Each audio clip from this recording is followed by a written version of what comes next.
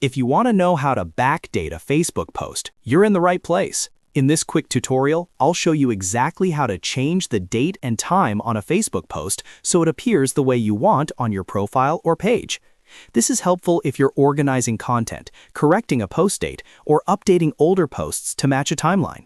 Before we jump in, if this video helps you out, go ahead and hit the like button and subscribe for more easy tech tutorials. Let's get started.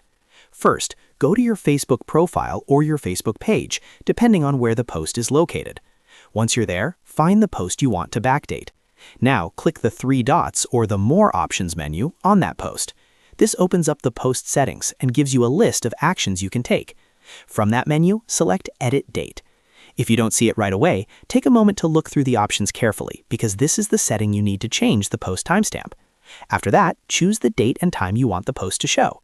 Make sure you pick the correct date because this is what will display to people viewing the post.